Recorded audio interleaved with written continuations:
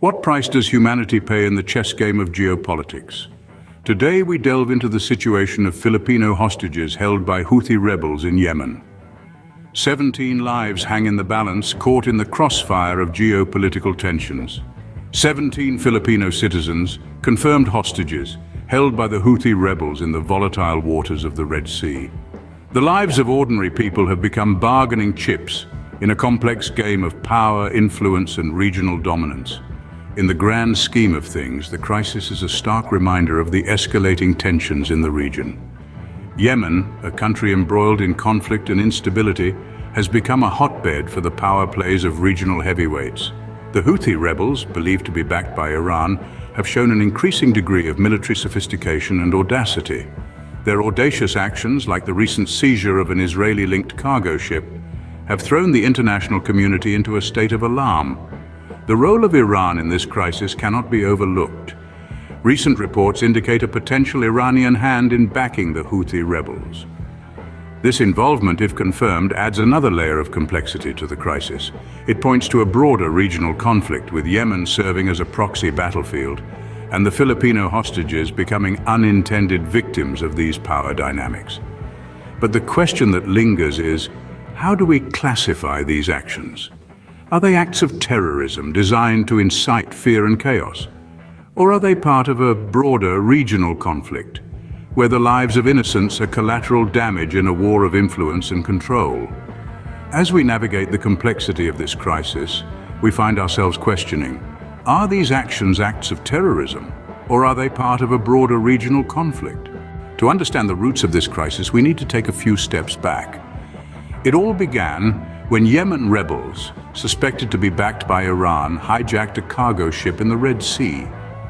As the Israel-Hamas war entered its second month, these rebels displayed military tactics and sophistication, quickly gaining control of the ship.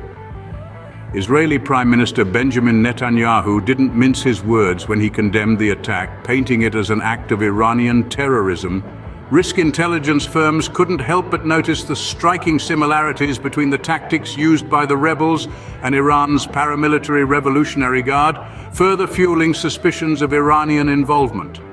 Iran, however, has denied any such association.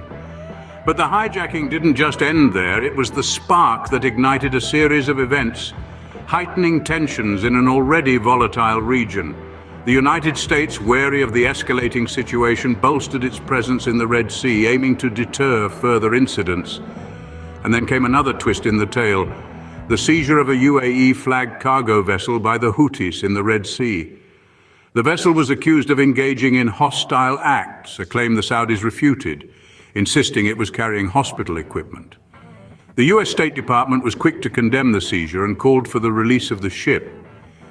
In the meantime, Western forces intercepted boats smuggling weapons from Iran to Yemen, seizing a significant amount of weapons and explosive material. This was seen as a coordinated effort to pressure Iran and curb its influence in the region. The frequency of these intercepts had seen a 200% increase in 2021 compared to the previous year. These events have not only heightened regional tensions, but also raised concerns about potential disruption of global shipping lanes. Caught in the crossfire of geopolitics are innocent lives, the Filipino hostages.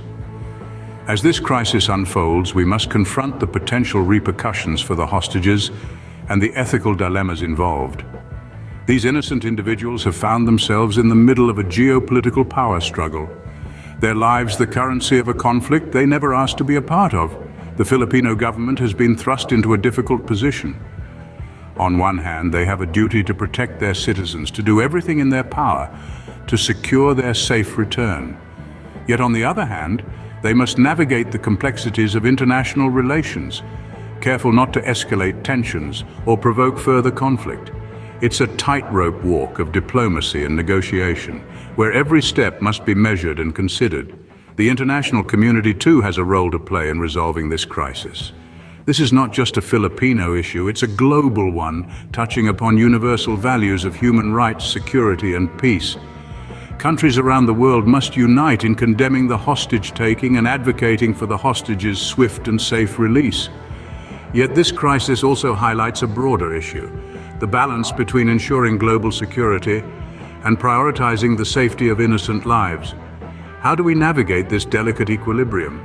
How do we ensure that measures taken to maintain peace and stability do not inadvertently harm those they are meant to protect? These are questions without easy answers, but they are questions we must grapple with for the sake of the Filipino hostages and for the sake of all innocent lives caught in the crossfire of conflict. As the world watches, the fate of these hostages remains uncertain, their lives hanging in the balance of a delicate geopolitical situation. In the face of such a crisis, it's crucial to remember the human lives at stake. We've navigated a complex web of geopolitical tensions, traced the timeline of events, and confronted the stark humanitarian concerns at the heart of this issue. It's clear that amidst the power plays and strategic maneuvers, the lives of 17 Filipino citizens hang in the balance. This intricate situation, a collision of political interests and human rights, demands our attention and thoughtful discourse.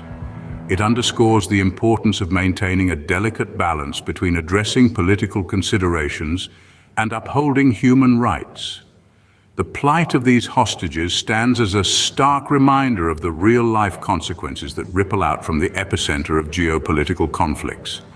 As we conclude, remember, these are not just abstract concepts or distant events. These are people's lives, their stories unfolding in real time, impacted by the decisions of world powers. Share your thoughts in the comments below. How can the international community navigate this thin line between geopolitics and humanitarian concerns? Your insights, your perspectives can contribute to a broader understanding, a more nuanced conversation, so join in because your voice matters in shaping global discourse.